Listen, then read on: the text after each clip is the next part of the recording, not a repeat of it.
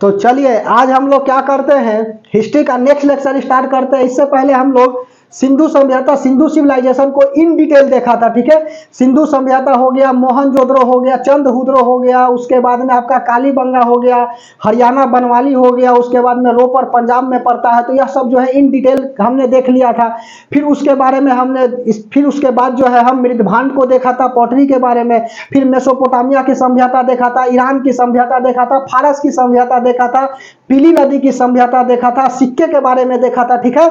तो मेरे दोस्त बना रहिएगा, बेहतर होगा कि कॉपी पेन लेकर के बैठिएगा और साथ में लिखते चलने का प्रयास करिएगा, ठीक है। समझ में आ रही है बात? तो चलिए हम 2 मिनट क्या करा देते हैं, पीछे वाला रिवीजन करा देते हैं। तो अच्छा से सुन लीजिए और आपका जो भी डाउट होगा वह क्लियर भी हो जाएगी, जो भूल गए होंगे वह फिर से क्या हो जाएगी, याद हो जाएगी। तो आप स्टार्ट हो जाइए और बात को ध्यान से सुनिएगा, बेहतर होगा कि हेडफोन लगा करके सुनिए। समझ में आ रही है बात? तो सबसे पहला बात आता है कि हिस्ट्री के पिता कौन है। तो हिस्ट्री के पिता जो है हेरोडोटस को कहा जाता है।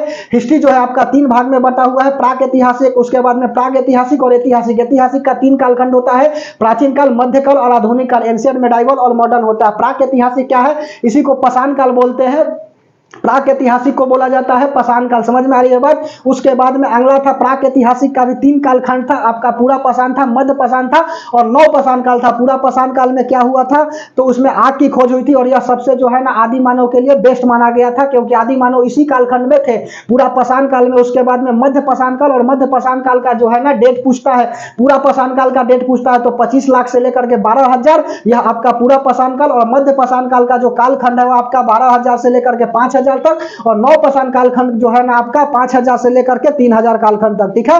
तो मध्य पाषाण काल में क्या होता था, अंत्योष्टि कार्यक्रम होती थी, मुर्दों को जलाने की परंपरा अंत्योष्टि कार्यक्रम कहा जाता है। समझ में आई बात? भोजन खाद्य संग्रह द्वारा किया जाता था। आदि मानव क्या करते थे, भोजन जिस तरह से करते थे उसी तरह से यहाँ पर भी भोजन होता था आपका मध्य पाषाण काल में। उसके बाद जो है नव पाषाण काल में खेती की शुरुआत होती है व्यवस्थित ढंग से, पशुपालन जो है व्यवस्थित ढंग से, जबकि अव्यवस्थित ढंग से जो है ना वह कहां पर स्टार्ट होता है, तो वह जो है आपका मध्य पाषाण काल में होता है। यहीं पर क्या होता है, आपका तांबा मिलता है, इसलिए इसको ताम्र पाषाण कहा जाता है, ताम्र पाषाण कहा जाता है। चिल्कोलिथ जो है वह ताम्र पाषाण काल को कहा जाता है, मेगालिथ मध्य पाषाण काल को कहा जाता है। यह सब बात याद रखिएगा। उसके बाद में गुफा चित्रकारी कहां मिलता है, तो यह भीमबेटका में मिलता है, ठीक है, भीमबेटका मध्य प्रदेश। उसके बाद में पल्लवरन मद्रास में कंकाल मिलता है जी, समझ में आ रही है? उसके बाद में गुफा चित्रकारी जो है आपका भीमबेटका मध्य प्रदेश। और बिहार में जो है चित्रकारी कहां पर मिलता है, छपरा चिरांद में मिलता है। क्रिश्चियन थॉमसन ने आया और मिलने वाली धातु के आधार पर इतिहास को 3 भागों में बांटा। कांसा मिला तो कांस्य युगीन बोल दिया, लोहा मिला तो लौह युगीन बोल दिया और पत्थर मिला तो पाषाण काल बोल दिया, ठीक है। और सबसे पहले खेती जो है ना वह पाकिस्तान के मेहरगढ़ में किया गया था, सुलेमान और किशन पहाड़ियों के बीच 7,000 बीसी पूर्व, ठीक है। चावल का साक्ष्य कहां पर मिला, तो चावल का साक्ष्य उत्तर प्रदेश में मिला। यह सब बात याद रहना चाहिए। कहां पर, कोल्डिवा उत्तर प्रदेश, 7,000 बीसी पूर्व। लेकिन इससे पहले भी लोहरादेव उत्तर प्रदेश में चावल मिला था। जौ जो है ईरान में मिला। गेहूं जो है पहला बार किया गया था मेहरगढ़ और सुलेमान किशन पहाड़ियों के बीच में। पाकिस्तान में गेहूं मिला, मेहरगढ़ में अस्थायी जीवन मिला। और क्रिश्चियन थॉमसन ने क्या कहा, तो क्रिश्चियन थॉमसन ने इतिहास में मिलने वाले धातु के आधार पर इतिहास को 3 भागों में बांट दिया। उसके बाद में जॉन ब्रूस आए और लिखित तथा अलिखित के आधार पर इतिहास को 3 भागों में बांट दिया। जैसा कि दोस्त आपको भी पता है कि प्राक ऐतिहासिक में सब चीज क्या था जी, अलिखित था, ना कुछ लिखा हुआ था और ना कुछ पढ़ा जा सकता है। जबकि प्राग ऐतिहासिक में, प्रो हिस्ट्री में क्या था, तो प्रो हिस्ट्री में लिखित था लेकिन पढ़ा नहीं जा सकता था, ठीक है। और ऐतिहासिक में लिखा भी है और पढ़ा भी जा सकता है, और ऐतिहासिक से ही ज्यादा सवाल पूछता है, ठीक है। आपका आगे आधुनिक काल, मध्यकाल और आधुनिक काल, मध्यकाल और प्राचीन काल, एंशिएंट हिस्ट्री, मेडाइवल हिस्ट्री और मॉडर्न हिस्ट्री। समझ में आ रही है बात? उसके बाद में इतिहास को विज्ञान बताने वाली क्यूरी है। उसके बाद में भूगर्भ वैज्ञानिक और पुरातात्विक के जनक जो है वह कहा जाता है जॉन ब्रूस को कहा जाता है। जबकि भारत का जो है ना पुरातात्विक के जनक कनिंघम को कहा जाता है, ठीक है। समझ में आ रही है बात? उसके बाद में जॉन मार्शल ने क्या कहा, तो जॉन मार्शल ने सिंधु सभ्यता का नाम बदल करके हड़प्पा सभ्यता कर दिया। और सिंधु सभ्यता की जानकारी जो है चार्ल्स मैसन ने दिया, जबकि सर्वेक्षण कनिंघम ने किया। सिंधु नदी को हम लोग सिंधु सभ्यता क्यों कहते हैं, सिंधु सभ्यता क्यों कहते हैं, इसलिए कि इसका जो है खोज सिंधु नदी के तट पर हुई थी, लेकिन इसकी खुदाई जो है ना वह हड़प्पा में हुआ। चार्ल्स मैसन ने इसकी नाम बदल करके हड़प्पा सभ्यता कर दिया, हड़प्पा सभ्यता कह दिया। और इसकी आकार जो है 13 लाख वर्ग किलोमीटर में फैला हुआ है। पूरब में आपका सुट्कागंड और पाकिस्तान में पड़ता है, मांडा उसके ऊपर पड़ता है आपका जम्मू कश्मीर पूरे। उसके बाद में इधर आज पश्चिम में ना पड़ता है जी, सूत का गंडोल पाकिस्तान, ऊपर हो गया आपका मांडा, यह जम्मू एंड कश्मीर, फिर आलिमगीरपुर पूरब में पड़ता है, मेरठ यूपी जिला और दामाबाद महाराष्ट्र में पड़ता है। बताए थे ना, दास नदी के किनारे जो है आपका सूत का गंडोल है, समझ में आ रही है। चिनाव जो है आपका मांडा, और उसके बाद में हिंडन नदी आपका कौन हो गया, तो हिंडन नदी जो है वह इधर आलिमगीरपुर, और उसके बाद में परवरा नदी जो है ना वह आपका दामाबाद महाराष्ट्र में। समझ में आ रही है बात। उसके बाद जो है हड़प्पा सभ्यता की खुदाई जो है 1901 में दयाराम साहनी के द्वारा किया गया रावी नदी के तट पर, और यह कहां पर पड़ता है, तो यह हड़प्पा सभ्यता जो है ना पाकिस्तान के माउंट गोबरी जिला के पास पड़ता है। इसमें क्या क्या मिला, तो श्रम आवास मिला, अन्नागार मिला, ओखली मिली, RS-37 कब्रगाह मिला, हाथी का खोपड़ी मिला, एक सिंगे जानवर मिला, उसके बाद में गाय का मुहर नहीं मिला है, आभूषणों का सक्ष जो है ना कहां पर मिला है, तो हड़प्पा में मिला। उसके बाद में मोहनजोदड़ो आ गए, ध्यान से समझते चलिएगा, मोहनजोदड़ो आ गए। मोहनजोदड़ो मत का अर्थ होता है मृतकों का टीला, और यह जो है 1922 में किसके द्वारा खोज किया गया था, राखड़दास बनर्जी के द्वारा।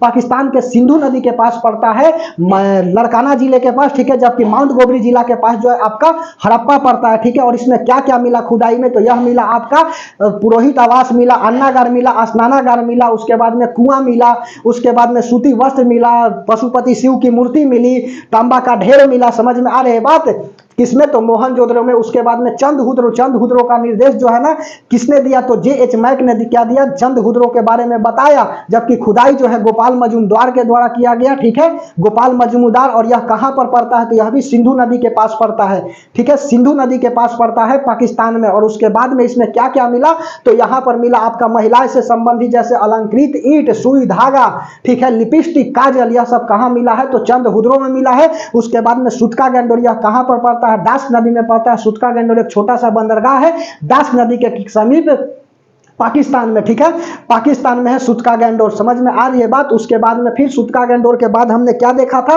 तो सूत का गंडोल के बाद हमने देखा था रोपर। रोपर कहां पर पड़ता है, पंजाब में पड़ता है, और इसकी खुदाई जो है ना किसने किया, तो यज्ञदत्त शर्मा ने किया। और यहाँ पर विशेषता क्या है, तो कुत्ता के साथ साथ व्यक्ति को भी दफनाया गया है, ठीक है, कुत्ता के साथ साथ व्यक्तियों का क्या किया गया है, दफनाया गया। और उसके बाद में अगला था आपका बनवाली, और यह हरियाणा में पड़ता है, ठीक है, हरियाणा में पड़ता है, जबकि आपका रोपर पंजाब सतलुज नदी के पास पड़ता है। ध्यान से याद रखिएगा मेरे दोस्त। और बनवाली हरियाणा में पड़ता है, रंगोई नदी, ठीक है, रंगोई नदी, इसी को सरस्वती नदी बोलते हैं, हिसार जिला, ठीक है। और इसकी खोज जो है किसने किया, तो इसकी खोज जो है ना रविंद्र सिंह किए। और इसकी विशेषता क्या है, तो नली जो है ना साक्ष्य यहाँ पर नहीं मिला है। टेराकोटा का सिक्का का प्रमाण जो है ना वह सिंधु सभ्यता के खुदाई में मिला, लेकिन कहां पर, तो बनवाली हरियाणा में। टेराकोटा का सिक्का का मतलब होता है मेरे दोस्त कि यह मिट्टी का सिक्का है, ठीक है, मिट्टी का सिक्का मतलब टेराकोटा का सिक्का।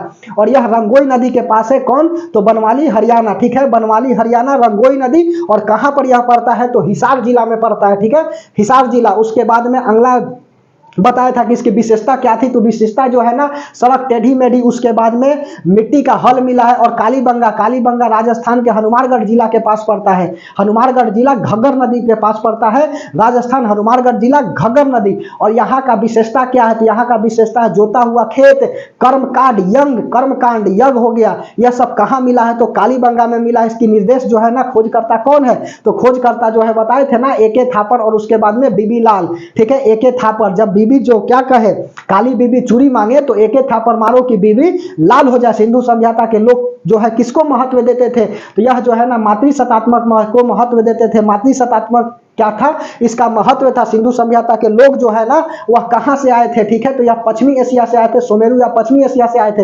अधिकांश निवासी का कल्चर जो है ना वह मेसोपोटामिया की सभ्यता से मिलते, भूमध्य सागरीय थी, ठीक है।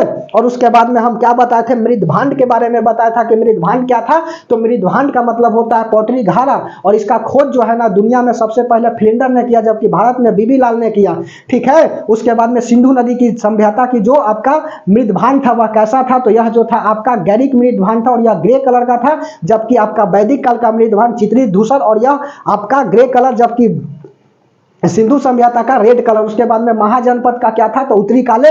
और उसके बाद में कॉमन मृदभांड जो था ना लाल काला जो था कॉमन मृदभांड था। उसके बाद में मेसोपोटामिया की सभ्यता के बारे में हमने बताया कि मेसोपोटामिया की सभ्यता जो है ना विश्व की सबसे पुरानी सभ्यता है। 5000 बीसी पूर्व जो है ना यह क्या है, सभ्यता है, ठीक है। और यहाँ पर 2 नदी बहती है, यूफ्रेटस एवं तिब्री। और यहाँ पर रह रहे लोगों को क्या कहा जाता है, मेसोपोटामिया कहा जाता है। इसकी आधार कृषि है। मेसोपोटामिया की सभ्यता ग्रामीण सभ्यता है, और इसका चार कालखंड खंड है जी, असीरिया, कैटरिया, तो उसके बाद में असीरिया हो गया, कैटरिया हो गया, बेबीलोन हो गया। यह सब क्या है, इसका 4 काल खंड है, सुमेरियन, असीरिया और कैटरिया, बेबीलोन, 4 गो हो गया ना। बेबीलोन में क्या हुआ, सिकंदर का घोड़ा मर गया, बुके फेरौल, झूलती हुई बगीचा जो है ना यहीं पर है। उसके बाद में रोम की सभ्यता के बारे में बताए थे कि रोम, मिस्र की सभ्यता जो है ना किस नदी से मिलता है, तो नील नदी से इसकी मिलता है। उसके बाद में फिर हमने बताया था रोमन सभ्यता या इटली में है, और रोम जो है ना पिरामिड के लिए प्रसिद्ध है। यहाँ राजा जो है ना अगस्टस जूलियस उसी समय जो है ना आपका रहते थे महलों में जी, और आज भी उसका जो है ना ममीज रखा गया। यह सब बात बताए हैं ना। यह 600 बीसी पूर्व जो है ना यह क्या है, इसकी सभ्यता है। और उसके बाद में फारस की सभ्यता 500 बीसी पूर्व के बताए थे। फारस लोग जो है ना, फारस में रह रहे लोगों को फारसी कहा जाता है, या बिजनेसमैन होते हैं, या झगड़ालू नहीं होते थे, झगड़ालू नहीं होते थे। और फारस की सभ्यता किसके पास है, तो इटली के पास जो है ना, ईरान के पास, ईरान के पास जो है ना क्या है, फारस की सभ्यता। उसके बाद में पीली नदी की सभ्यता, या इसी को हवांगो नदी बोलते हैं, चीन में यह नदी बहता है, ठीक है। इसी पर रह रहे लोगों को पीली सभ्यता कहा जाता है, या हवांगो नदी कहा जाता है, पीली नदी को ही, ठीक है। और चीन का शोक हवांगो नदी को कहा जाता है। और इस समय जो है ना पीली सभ्यता में भारत में राजा कौन था, तो भारत में राजा अशोक था। और उसके बाद में सिक्कों के बारे में हमने बताया, पुरातात्विक में हमने 2 तरह के बताए, एक सिक्का बताया और दूसरा जो है अभिलेख बताया, ठीक है। अभिलेख का आपका शिलालेख होता है, पत्थर पर लिखा गया लेख शिलालेख हो गया, स्तंभ पर लिखा गया लेख स्तंभ लेख हो गया, भित्ति पर लिखा गया लेख भित्ति लेख हो गया, ठीक है। और सिक्का के बारे में बताया था कि सिक्का का अध्ययन न्यूमेस्मेटिक कहलाता है। सबसे पहले सिक्का जो है ना वह सिंधु सभ्यता में टेराकोटा का सिक्का मिला था, हरियाणा बनवाली में भी बताया। तो उसके बाद में सिंधी के बाद मौर्य आया था, यूनानी मौर्य आया था, पंचमार्ग और आहट, ठीक है। यही ना बताए थे, प्रनम, पंचम और आहट के बारे में बताया था। आहट जो है ना डिजाइनिंग सिक्का था, समझ में आ रही है बात। उसके बाद में सिंधु मौर्य यूनानी हो गया था। यहाँ पर क्या किया गया था, सोने के सिक्के की शुरुआत की गई थी। और उसके बाद में सिंधु मौर्य यूनानी, कुषाण में शुद्ध सोना चला था। और उसके बाद में गुप्त काल में अशुद्ध सोना चलने लगा, स्कंद गुप्त के समय, ठीक है। और चंद्रगुप्त द्वितीय के समय जो है चांदी की सिक्का चली। कौड़ी का प्रयोग गुप्त काल में हुआ, ठीक है। कौड़ी का प्रयोग गुप्त काल में हुआ। मयूर सिक्का का प्रयोग जो है ना यह गुप्त काल में हुआ। किसके समय, समुद्रगुप्त के समय। और भारत का नेपोलियन समुद्रगुप्त को कहा जाता है। सिंधु मौर्य यूनानी कुषाण गुप्त। सातवाहक में क्या था, तो सातवाहक में आपका सीसा का सिक्का, सातवाहक। उसके बाद में हुमायूं चमड़ा का सिक्का। और शेरशाह सूरी जो है ना दाम रुपया असरफी। तो यहाँ तक हमने क्या किया था मेरे दोस्त, बता दिए थे हमने क्या किया, थोड़ा सा रिवीजन करा दिया। जो भी 8-10 मिनट 12 मिनट लगे उसके लिए, यदि आपको लगी थोड़ा सा खराब तो उसके लिए सॉरी। यदि अच्छा लगी तो लाइक भेजिए, नहीं तो डिसलाइक मार करके जाइए, ठीक है। अब हेडिंग लगाइएगा आप क्या, यहाँ तक तो बता दिए थे हमने इन डिटेल, अभी समझा भी दिया। जो पढ़ाए थे 10-12 मिनट जो भी लगा उसको हमने क्या करा दिया, तो पीछे वाला रिवीजन करा दिया, ठीक है। पढ़ाई की महत्व यह होती है, पढ़ा दिए और उसको याद भी रहना चाहिए। ऐसा नहीं कि पढ़ा दी और याद नहीं है, तब तो दिक्कत ही हो जाएगा ना। अब हेडिंग लगाइएगा आप क्या, तो अब हेडिंग लगाइएगा कि विदेशी यात्रियों के द्वारा भारत का किया गया वर्णन, ठीक है। तो चलिए हेडिंग लगा लीजिए, विदेशी यात्रियों के द्वारा, विदेशी यात्री के द्वारा भारत का किया गया वर्णन, भारत का किया गया वर्णन, ठीक है। अब विदेशी यात्री जो है ना भारत का कैसे कैसे वर्णन किया है से ध्यान से समझिएगा। जैसे कि किताब आपका समझते चलिए, एक तरफ किताब लिख देता हूं और दूसरे तरफ व्यक्ति का नाम लिख देता हूं, ठीक है। तो किताब यहां पर लिख दिया, किताब, और यहां पर व्यक्ति का नाम, व्यक्ति नाम, ठीक है। किताब में हिस्टोरिका हो गया, हिस्टोरिका के लेखक कौन है, तो हिस्टोरिका के लेखक जो है ना वह हेरोडेटस है, ठीक है। हेरोडेटस हिस्टोरिका के लेखक है, ठीक है। हेरोडेटस देखते हैं ना जी। तो सवाल जो है सीधे जो है ना यह पूछ देता है सब किताब से, यह सब इंपॉर्टेंट किताब है। हेरोडेटस हो गया। उसके बाद में दूसरा नेचुरल हिस्टोरिका के लेखक कौन है, तो यहाँ इसका लेखक जो है ना प्लिनी, ठीक है, प्लिनी है, ठीक है, प्लिनी इसका नेचुरल हिस्टोरिका। उसके बाद में पेरिप्लस ऑफ द एरिथ्रेंसी, इसका पता नहीं है कि कौन लिख करके गया है, ठीक है। पेरिप्लस ऑफ द एरिथ्रेंसी के लेखक जो है ना पता ही नहीं है कि यह किताब लिखा कौन है, ठीक है। तो लिख लीजिए पेरिप्लस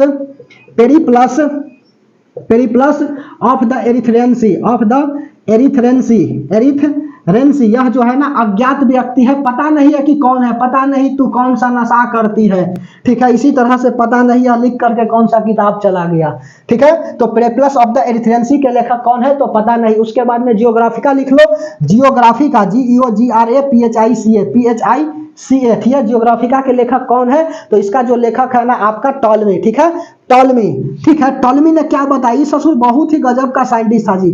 टॉलमी ने कहा ना कि पृथ्वी जो है स्थिर है, ठीक है, पृथ्वी स्थिर है जबकि सूरज घूमता है। सीधे गलत बात बताया। और इसका बात जो है ना सब माना भी कि पूरब से सूरज निकलता है और उसके बाद में पश्चिम में अस्त हो जाता है, तो जाहिर सी बात है कि पृथ्वी स्थिर है जबकि सूरज घूमता है। उसके बाद में कोपरनिकस आया, केपलर आया, गैलीलियो गैलीली आए, हब्बल आया, ठीक है, जॉर्ज लेमेंटेले का थ्योरी बताएंगे, ठीक है।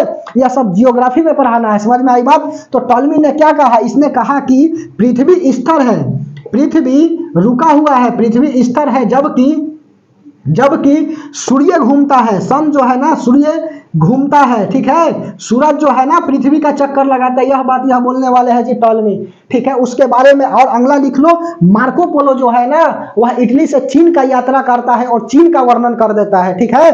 तो यह सवाल आया हुआ है कि मार्को पोलो जो है ना कहाँ का था और कहाँ से कहाँ तक की यात्रा किया था? तो इटली से चीन का यात्रा किया था, ठीक है। मार्को पोलो चीन का यात्रा किया था, ठीक है, इटली से चीन का यात्रा किया और चीनी का वर्णन किया, ठीक है। चीनी मतलब कि चीनी व्यक्ति का वर्णन किया। समझ में आ रही है बात? तो मार्को पोलो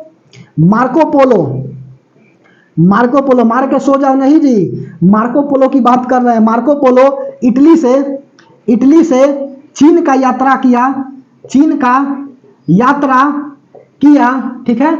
मार्को पोलो ने चीन से यात्रा किया और चीन का वर्णन किया, चीन का वर्णन किया, ठीक है, चीन का वर्णन किया। समझ में आ रही है बात? उसके बाद में अगला लिख लीजिए, मेगास्थनीज जो है ना यह भारत का वर्णन किया और इसका किताब का नाम क्या है? तो इसका किताब का नाम है इंडिका। तो इंडिका के जो है ना लेखक कौन है? तो मेगास्थनीज, ठीक है। मेगास्थनीज क्या पुस्तक का नाम क्या है? तो इंडिका है। समझ में आ रही है बात? तो लिख लीजिए भारत का वर्णन मेगास्थनीज ने किया, मेगास्थनीज ने किया और इसका किताब का नाम क्या है? तो बुक नेम जो है ना, तो बुक नेम जो है इंडिका, ठीक है। इंडिका में क्या किया गया है? तो इंडिका में इंडिया, ठीक है, इंडिका में क्या किया गया है? इंडिया की चर्चा की गई है, ठीक है। उसके बाद में फोक्यूकी, ठीक है, फयान, फोक्यूकी, इसकी किताब का नाम फाहयान, चीन का था, ठीक है। सीक्योकी, ठीक है, वेनसंग, ठीक है, बता देता हूं, यह भी लिख लीजिए, फाहयान, फोक्यूकी, फाहयान, ठीक है। फाहयान कहाँ का था? फाहयान जो है चीन का था और इसकी किताब का नाम जो है ना वह फोक्यूकी, ठीक है। यह भी क्या है? इसमें भी भारत का वर्णन है। लिख लीजिए फाहयान का किताब क्या है? फोक्यूकी,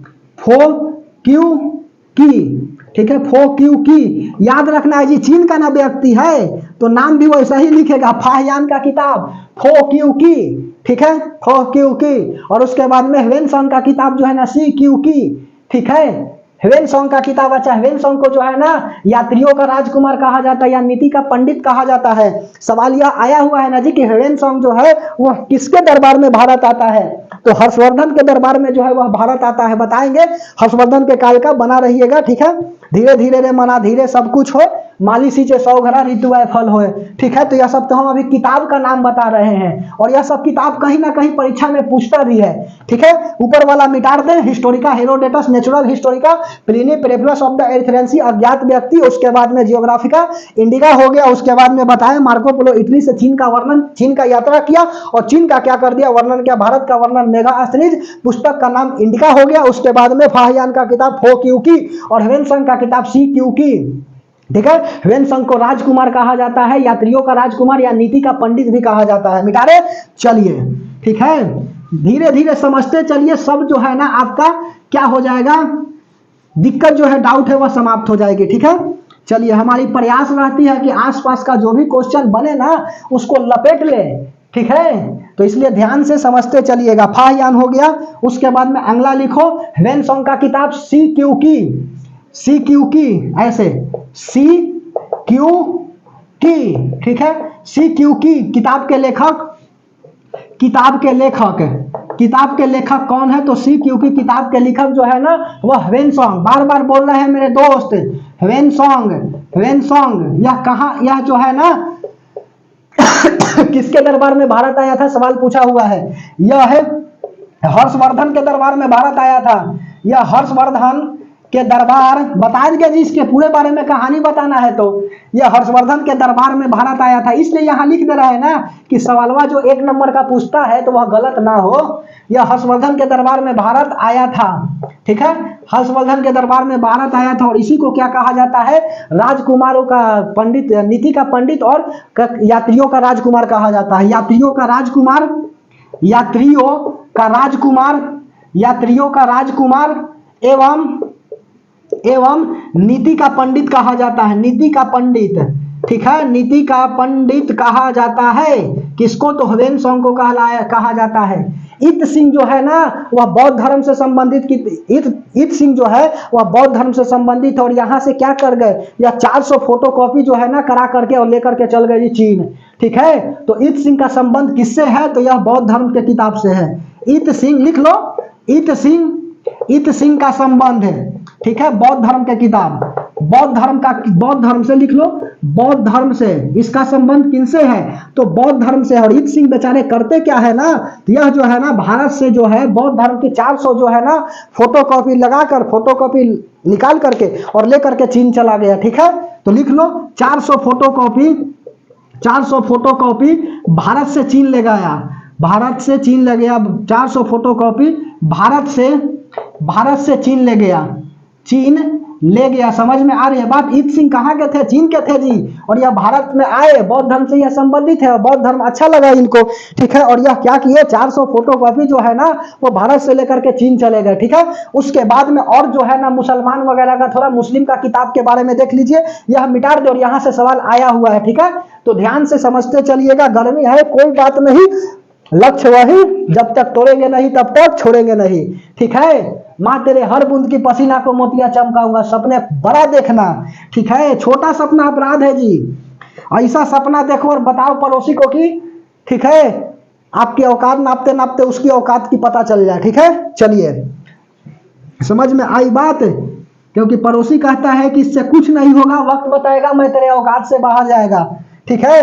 तो चलिए मुस्लिम वाला लिख लीजिए थोड़ा सा, मुस्लिम, और उसके बाद में इधर लिख लो किताब, मुस्लिम और किताब के बारे में लिख लीजिए। मुस्लिम पहला जो है ना आपका कौन, तो आपका देखिए पहला जो है ना लिखिए आप, मतला ए साहिन के लेखक कौन है, अब्दुल रज्जाक के द्वारा लिखा गया कौन किताब है। उसके बाद में मतला ए साहिन हो गया, अब्दुल रज्जाक हो गया, इब्न बतूता के द्वारा लिखा गया किताब कौन है, अलमसूदी के द्वारा लिखा गया किताब कौन है। समझ में आ रही है बात। उसके बाद में किताबुल ए हिंद के द्वारा लिखा गया किताब कौन है, तो चलो किताब बोल रहे हैं, चलो हम लिख देता हूँ पहले, उसके बाद सब बता देंगे। अल बरूनी हो गया, अल बरूनी, दूसरा लिखो अलमसूदी, अलमसूदी, अल बरूनी अलमसूदी। तीसरा क्या लिख लीजिएगा, अब्दुल रज्जाक, अल बरूनी अलमसूदी। उसके बाद में अब्दुल रज्जाक और इब्न बतूता, अब्दुल रज्जाक, अब्दुल रज्जाक। और उसके बाद में चौथा लिख लो इब्न बतूता, इब्न बतूता, ठीक है, इब्न बतूता। अल बरूनी, अल बरूनी का किताब क्या है जी, अल किताबुल ए हिंद, ठीक है, किताबुल, किताबुल ए हिंद, किताबुल ए हिंद के लेखक कौन है, तो किताबुल ए हिंद के लेखक जो है ना आपका अल बरूनी है। उसके बाद में अलमसूदी, मानसून, मानसून, समझ में आई बात, अलमसूदी मानसून, अब्दुल रज्जाक रेहला, मतला ए साहिन, इब्न बतूता, अब्दुल रज्जाक, मतला ए साहिन जी, रेहला बोल रहे हैं, मतला ए साहिन, मतला ए साहिन, ठीक है। और उसके बाद में इब्न बतूता के लेखक, इब्न बतूता किसके लेखक है, रेहला, इधर लिखना चाहिए था, वही बार बार बोल दे रहे हैं। किताबुल हिंद के लेखक अल बरूनी, मानसून के लेखक अलमसूदी, मतला ए साहिन के लेखक अब्दुल रज्जाक और रेहला के लेखक जो है ना इब्न बतूता है। यह सवाल पूछता है जी चारों से, ठीक है, सवाल जो है यहाँ से बहुत पूछता है। किताबुल हिंद के लेखक कई बार पूछा गया है, किताबुल हिंद, समझ में आई बात, किताबुल हिंद अल बरूनी, यह तो सबसे ज्यादा बार पूछे वाला क्वेश्चन है जी। किताबुल हिंद के लेखक अल बरूनी, मानसून, अलमसूदी, मतला ए साहिन, अब्दुल रज्जाक और रेहला, इब्न बतूता, ठीक है। उसके बाद में अब बताते हैं साहित्य के बारे में। और साहित्य दो तरह के था, साहित्य दो तरह के होता है, एक धार्मिक होता है और दूसरा गैर धार्मिक होता है। तो चलिए हेडिंग लगा लीजिए साहित्य, कल तो वैदिक काल में पहुंचिए जाएंगे। हेडिंग लगा लीजिए साहित्य, ठीक है। 1 मिनट बना रहिएगा, देख रहे हैं सब कुछ ठीक ठाक आ रही है कि नहीं।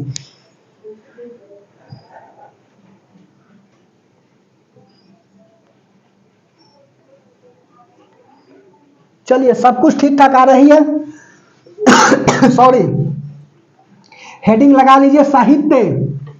साहित्य, साहित्य के बारे में हेडिंग लगा लीजिए।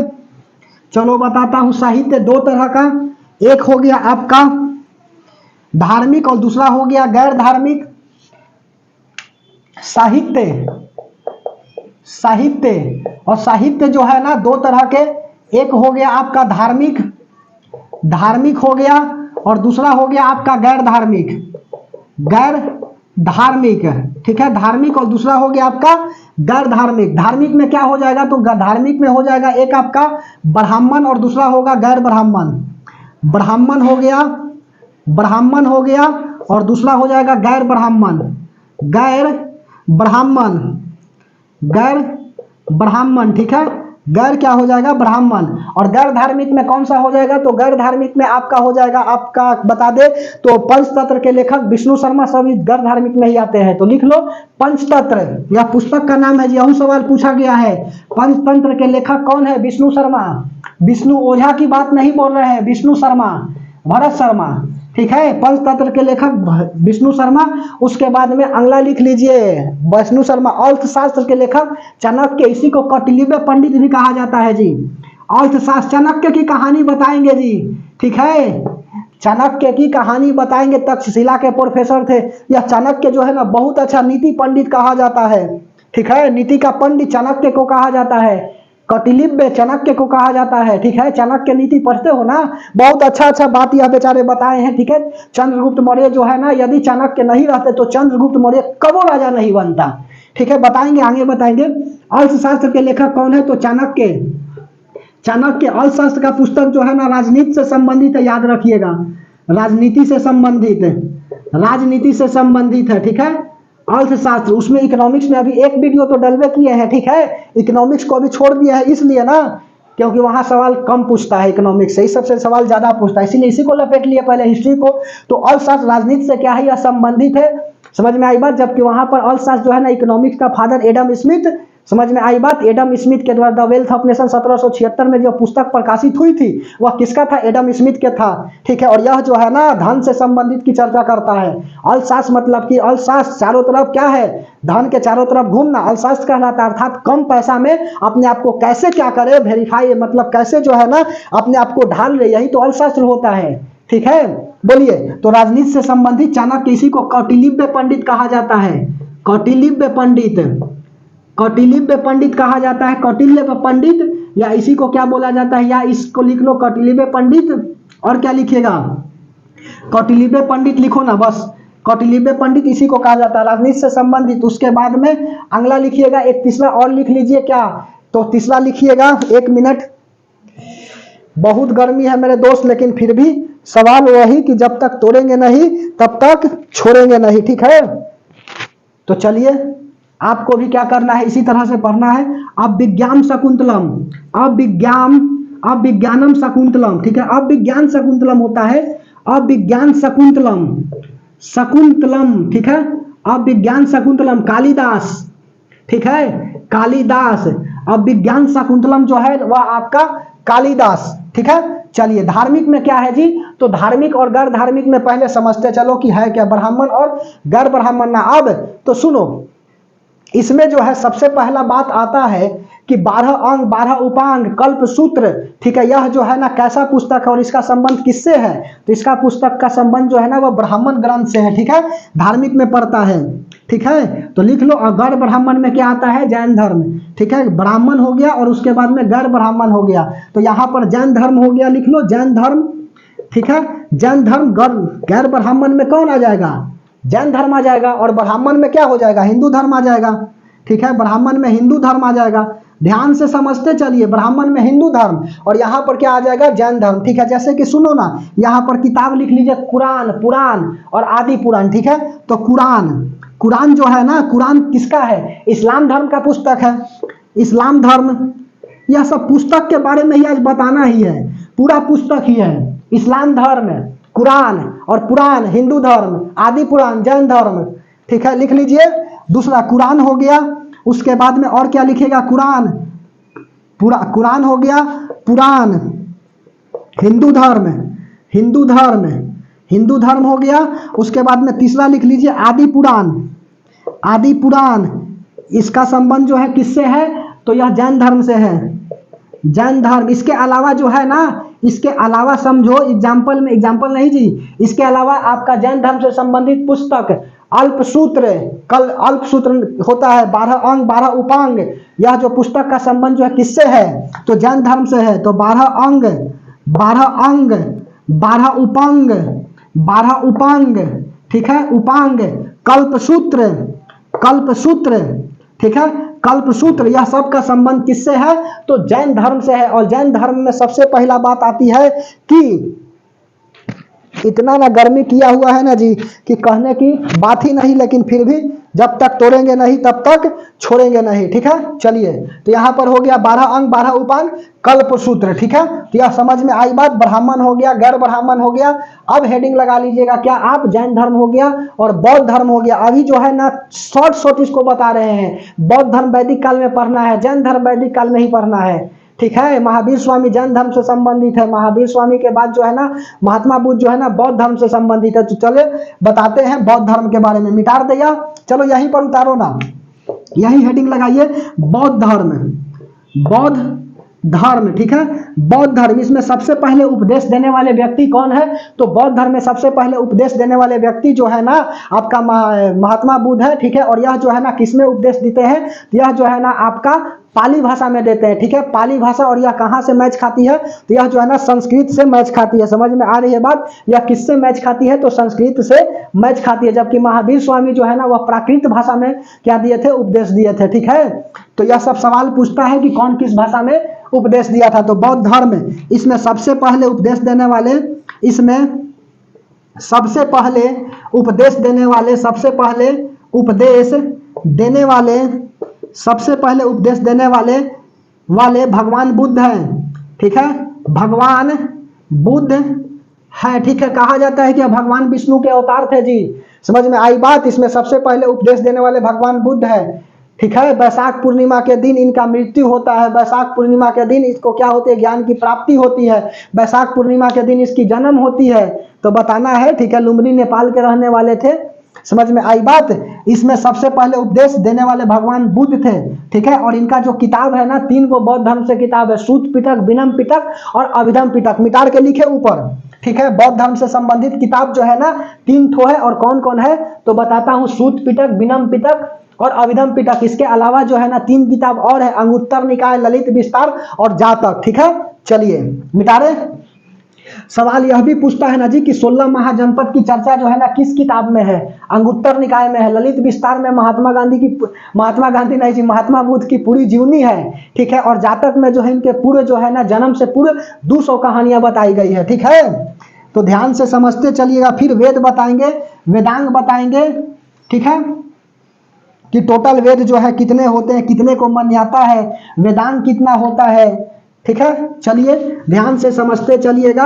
और उसके बाद में वेद के बाद बताना है ना जी कि वेद है तो आपका 4 गो वेद होता है, ऋग वेद, यजुर्वेद, सामवेद और अथर्ववेद, ठीक है। किसमें गायत्री मंत्र की चर्चा है, ओम भूर्भुवः स्वः तत्सवितुर्वरेण्यं भर्गो देवस्य धीमहि धियो न प्रचोदयात्, ठीक है। यह विश्वामित्र जी द्वारा लिखा गया है।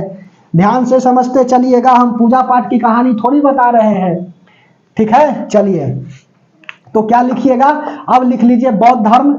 बौद्ध धर्म के बारे में नहीं बतला रहे हैं मेरे दोस्त, ऐसा नहीं ना कि महात्मा बुद्ध कहाँ चल गए, जैन धर्म में आपका महावीर स्वामी कहाँ चल गए इससे पहले, ठीक है। हम जो है अभी किताब को लपेट रहे हैं। किताब पूछता है, यहां से सवाल आएगा ही आएगा, ठीक है। तो बौद्ध धर्म से इससे संबंधित किताब, इससे संबंधित किताब है, ठीक है। इससे संबंधित किताब है। कौन कौन है जी, तो पहला लिख लो सूत पिटक, त्रिपिटक कहा जाता है, सूत पिटक, सूत पिटक हो गया। दूसरा विनम पिटक, सूत पिटक, विनम पिटक, अभिधम पिटक, अभिधम पिटक, अभिधम पिटक, ठीक है। सूत पिटक, विनम पिटक और अभिधम पिटक, इसी को क्या बोला जाता है, तो इसी को त्रिरत्न बोला जाता है, ठीक है। त्रिरत्न बोला जाता है। सूत पिटक क्या है जी, यह बौद्ध धर्म का इंसाइक्लोपीडिया है। लिख लो बौद्ध धर्म, बौद्ध धर्म, बौद्ध धर्म का इंसाइक्लोपीडिया, इंसाइक्लोपीडिया, इंसाइक्लोपीडिया, ठीक है, इंसाइक्लोपीडिया बौद्ध धर्म में जो है ना क्या है, तो बौद्ध धर्म में त्रिपिटक इन्हीं को कहा जाता है। लिख लो जी मेरे दोस्त, त्रिपिटक, बार बार बोल रहे हैं त्रिपिटक कौन कौन है, तो शुद्ध पिटक, विनम्र पिटक और अभिधम पिटक। बौद्ध धर्म का इंसाइक्लोपीडिया किसे कहा जाता है, शुद्ध पिटक को कहा जाता है।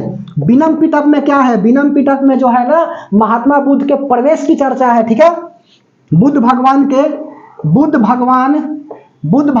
प्रवेश की चर्चा, बुद्ध भगवान के प्रवेश की चर्चा किसमें है, तो भगवान बुद्ध के प्रवेश की चर्चा जो है विनम्र पिटक में है, ठीक है। किसी से विनती करके प्रवेश करते हैं ना, मैं आई कम इन सर, तो यस कम इन बोलते हो ना कि विनती कर, कृपया सर मैं अंदर आ सकता हूं, मैं आई कम इन सर, तो कहते हैं ना कि यस कम इन, ठीक है। तो विनम्र मतलब कि बुद्ध भगवान के प्रवेश की चर्चा, ठीक है। उसके बाद में अभिधम पिटक हम याद रखने का तरीका बतला रहे हैं, तो अभिधम पिटक में क्या है, भगवान बुद्ध के दर्शन की चर्चा, ठीक है, दर्शन की चर्चा। इसके अलावा नोट में और बात लिख लीजिए, इसके अलावा बौद्ध धर्म की 3 किताब और है जी, अंगुत्तर निकाय, ललित विस्तार और जातक, लिख लो। इसके अलावा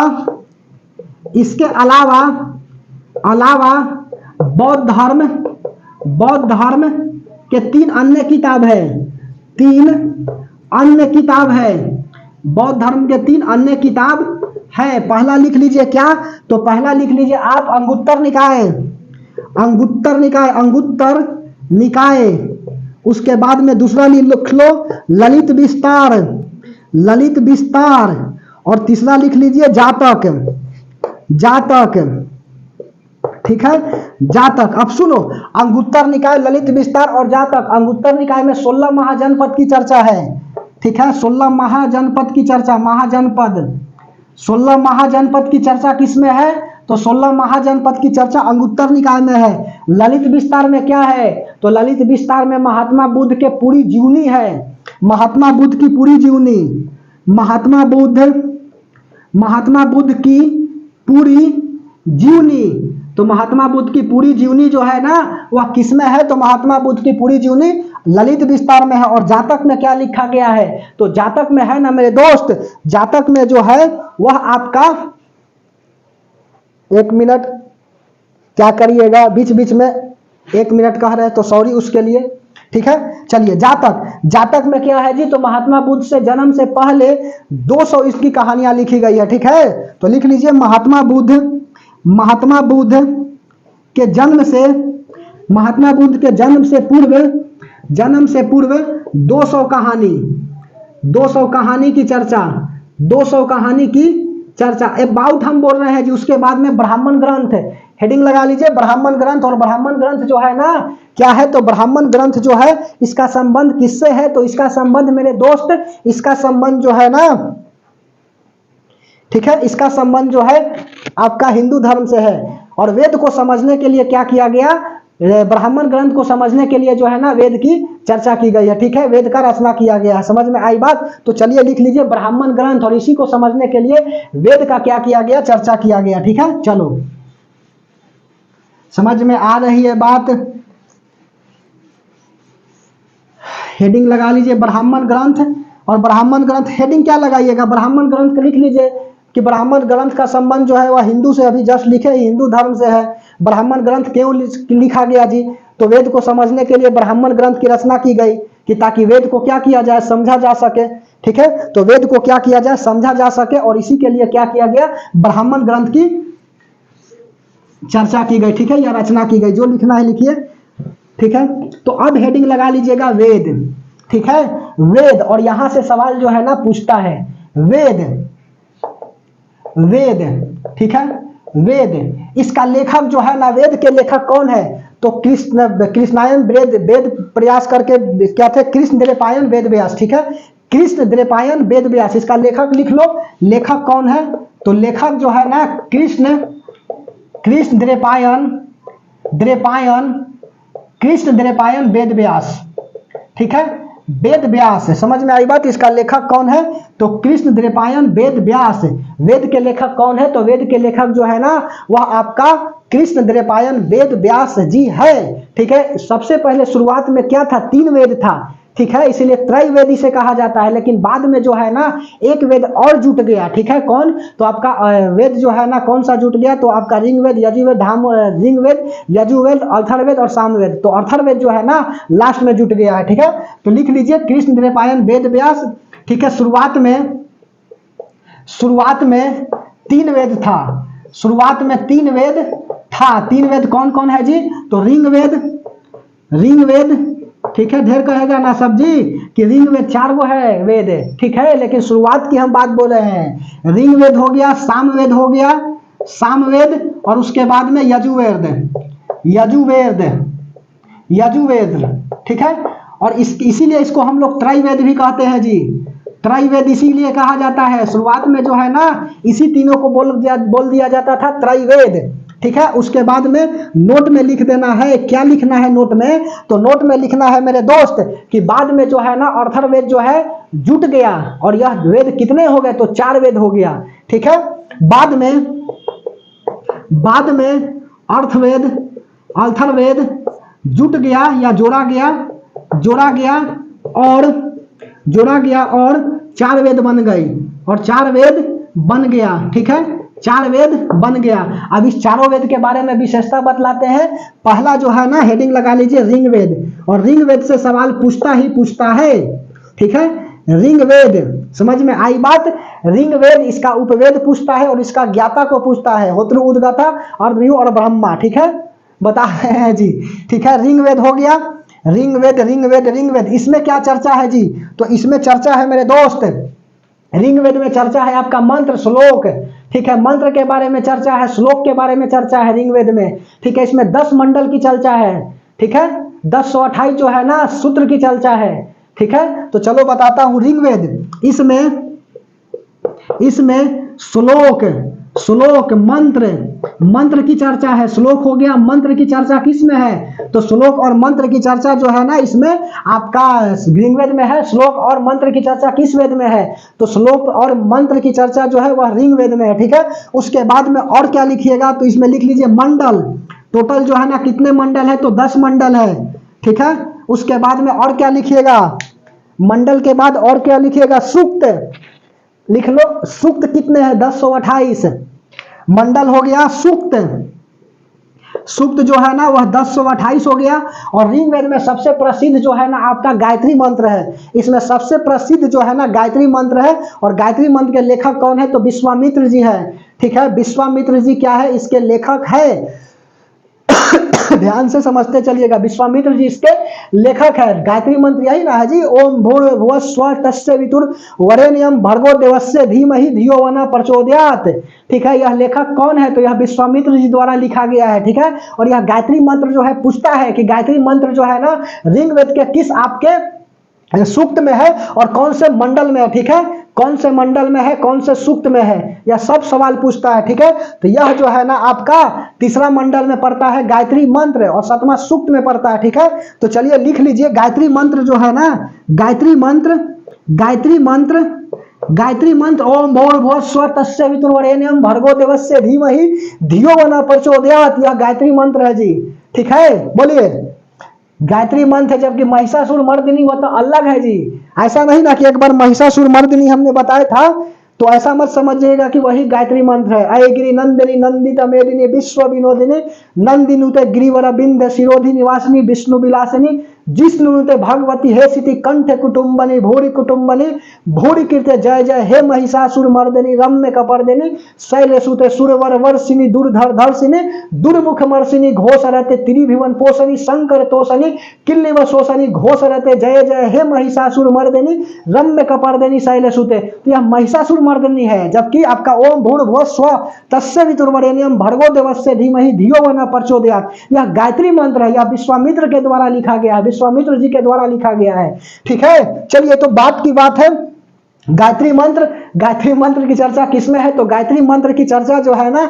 यह आपका है तीसरा काल के तीसरा जो है ना मंडल में है। यह सवाल पूछा हुआ है जी, ठीक है। गायत्री मंत्र इसमें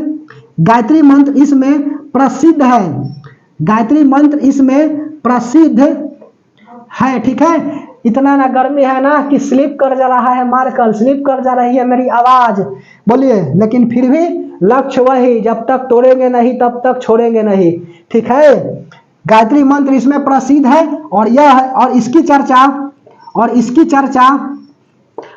चर्चा जो है ना तीसरा मंडल में है। इसकी चर्चा तीसरा मंडल में है, तीसरा मंडल में है। या मेरे दोस्त, या VVI मान करके और इसको लगा लीजिएगा कि परीक्षा में छप जाता है। यदि ऋग्वेद से पूछता है तो सीधे सवाल पूछता है कि ऋग्वेद में गायत्री मंत्र की चर्चा किस मंडल में है? तीसरा मंडल में है, ठीक है। और उसके बाद में 9वां मंडल में किसकी चर्चा है? तो सोम देवता की चर्चा है, ठीक है। सोम देवता की चर्चा किस में है? तो 9वां मंडल में है, ठीक है। और यह भी अर्थ ऋग्वेद में ही पड़ता है, ठीक है। लिख लो, गायत्री मंत्र के लेखक लिखोगे, इसका जो है रचयिता लिख लो।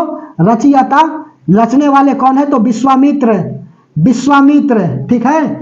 विश्वामित्र। ओम भूर्भुवस्सुवः तत्सवितुर्वरेण्यं भर्गो देवस्य धीमहि धियो यो नः प्रचोदयात्, गायत्री मंत्र, ठीक है। और क्या लिखिएगा? 9वां मंडल, ठीक है। सरस्वती वंदना कौन कौन है जी? कुंदेन्दुसार धावला बीना वंदन मंदित्रा श्वेत पद्मासमा ब्रह्मा अच्युत शंकर प्रभृति विदैवा निश्चय जात पाहा, यही ना होता है। बोलिए, आज भक्ति ही बताना ही है, पूरा भक्ति। जहां भक्ति है वहीं शक्ति है, और जहां शक्ति है वहीं पर भक्ति है, ठीक है। बात की बात है। 9वां मंडल में सोम मंडल देवता की चर्चा है, ठीक है। सोम देवता की चर्चा किसमें है? तो सोम देवता की चर्चा जो है ना वो आपका 9वां मंडल में है, ठीक है। सोम देवता 9वां मंडल सोम देवता की चर्चा। और क्या लिखिएगा? तो इसका जो है ना ऋग्वेद के ज्ञाता को क्या बोला जाता है? होत्रु बोला जाता है। ऋग्वेद के ज्ञाता होत्रु, और इसका उपवेद पूछता है जी, ऋग्वेद के उपवेद। और इसका जो है ना उपवेद का लेखा है, उपवेद का ज्ञात को, जानकार को क्या बोला जाता है, ठीक है। तो चलो यह भी बात को बता देता हूं, ठीक है। कहां पर लिखे? यहीं पर लिखता हूं। ऋग्वेद के ज्ञाता, इसकी ज्ञाता जो है ना होत्रु, ठीक है। होत्रु, ठीक है, ज्ञाता। और इसका उपवेद जो है ना, उपवेद कौन सा है? ऋग्वेद का उपवेद, ठीक है। ऋग्वेद का उपवेद क्या है बताइए? ऋग्वेद का उपवेद जो है वह जल्दी बताइए। ऋग्वेद का उपवेद क्या है? ऋग्वेद का उपवेद जो है ना वो आपका आर्यवेद है। और इसका जो है ना जानकार को बोला जाता है प्रजापति, ठीक है। इसके ज्ञाता को प्रजापति, ठीक है। लिख लीजिए, ज्ञाता होत्रु हो गया। इसका उपवेद, ऋग्वेद का उपवेद कौन सा है? तो आर्यवेद, ठीक है। आर्यवेद, ठीक है। आर्यवेद। और इसकी जो है ना ज्ञाता को क्या कहा जाता है? इसके ज्ञाता को जो है ना, इसके ज्ञाता को प्रजापति कहा जाता है। प्रजापति एक जगह लिख देंगे, चिंता नहीं करना है। प्रजापति, समझ में आई बात? तो ऋग्वेद से अब सवाल आएगा तो नहीं छूटेगी, ठीक है। ऋग्वेद में श्लोक मंत्र की चर्चा है, 10 गो मंडल है, 1028 सूक्त है। गायत्री मंत्र इसमें प्रसिद्ध है। और इसकी चर्चा जो है ना तीसरा मंडल में है। गायत्री मंत्र की चर्चा तीसरा मंडल में है। रचयिता जो है विश्वामित्र जी है गायत्री मंत्र का। 9वां मंडल सोम देवता की चर्चा है। इसके ज्ञाता को क्या कहा जाता है? ऋग्वेद के ज्ञाता को होत्रु कहा जाता है। और इसका उपवेद जो है ना आर्यवेद है। और आर्यवेद का लेखक जो है ना, आर्यवेद के जो ज्ञाता है उसको क्या कहा जाता है? तो उसको जो है प्रजापति कहा जाता है, ठीक है। और अब हेडिंग लगा लीजिए, ऋग्वेद के बाद मेरे दोस्त सामवेद, ठीक है। सामवेद मिटारे। सामवेद में किसकी चर्चा है? तो स से साम, स से संगीत, तो संगीत की चर्चा। और इसी में लिखा गया है सा रे गा मा पा धा नी सा, ठीक है। सा रे गा मा, ऑक्टेव वाला जो है ना, डी ऑक्टेव न्यूलैंड का थ्योरी जो है ना इसी के ऊपर बेस्ड था, ठीक है। सा रे गा मा पा धा नी सा की हर एक जो है ना 8वां एलिमेंट जो है पहला का रिपीटेशन होता है। यह बताएंगे कहां पर? जब हम आपको पढ़ाएंगे पीरियोडिक टेबल ना, वहां पर बताएंगे, ठीक है। चलिए, जीके जीएस की प्रॉब्लम दूर हो जाएगी मेरे दोस्त, बना रहिएगा, ठीक है। ध्यान से समझते चलिएगा। जब तक तोड़ेंगे नहीं तब तक छोड़ेंगे, लक्ष्य का ऐसे ही नहीं बोलते हैं। जीके जीएस यदि जहां पर जो भी एग्जाम में पूछा जाता है कंफर्म बन जाएगी, ठीक है। चलिए अगला लिख लीजिए, क्या? ऋग्वेद के बाद सामवेद, साम दाम दंड भेद, ठीक है। जो व्यक्ति को सफल होना है, यदि सफलता हमेशा देखो क्या परित्याग मांगती है? नींद, नशा और नारी, ठीक है। 3 चीज को क्या करना पड़ता है? सफल होने के लिए परित्याग करना पड़ता है, ठीक है। और जो व्यक्ति बोले कि अब तुम ऐसा हो वैसा हो, तो सीधा कह देना कि हम बुरे हैं, ठीक है। आप अच्छे से रहना, हम बुरे हैं, हमसे दूर रहना, बात खत्म, ठीक है। ऐसा नहीं कि उसके साथ अपने मिल करके और उसके बाद में अपने आप को विद्वानता साबित करेंगे, नहीं। आप अच्छे हैं, अच्छे से रहिए, हम बुरा है, हमसे दूर रहिए, बात खत्म, ठीक है। उसके बाद में ऋग्वेद के बाद अगला लिख लीजिए सामवेद। ठीक है, साम दाम दंड भेद, ठीक है, जो इसके पास है, जो जिसके पास है यह साम दाम दंड भेद, वह कन्फर्म सफल हो जाएगा। सफलता हमेशा परित्याग मांगती है। नशा नारी, ठीक है, नशा हो गया, नारी हो गया, ठीक है, नींद, नशा नारी नींद, यह तीनों चीज का क्या मांगती है जी? परित्याग मांगती है। और दूसरा लिख लीजिए सामवेद, सामवेद, ठीक है, सामवेद, सामवेद, इसमें किसकी चर्चा है जी? तो संगीत की चर्चा है, ठीक है, लिख लो, इसमें संगीत की चर्चा है, इसमें संगीत की चर्चा है। और एक बात वहां पर लिखना है तो लिख लो मेरे दोस्त, सबसे पुराना वेद जो है ना आपका ऋग्वेद ही है, ठीक है, सबसे पुराना वेद ऋग्वेद है। यह भी सवाल पूछा गया है कि सबसे पुराना वेद निम्न में से कौन सा है? ऋग्वेद, सामवेद, यजुर्वेद और अथर्ववेद, ठीक है। तो ऋग्वेद जो है ना आपका सबसे पुराना वेद है, ठीक है। पहले 3 गो वेद था, मानते हैं, अथर्ववेद बाद में आया, ठीक है, लेकिन अथर्ववेद आया ना जी, अथर्ववेद में जादू टोना की बात कही गई है, ठीक है, इसमें संगीत की बात कहा गया, इसमें संगीत की चर्चा है, इसमें संगीत की चर्चा है, ठीक है, इसमें संगीत की चर्चा है। और इसके ज्ञाता को क्या बोला जाता है? गंधर्ववेद, ठीक है। इसके उपवेद लिखो ना, इसके ज्ञाता होत्रु उद्गता उद्गता,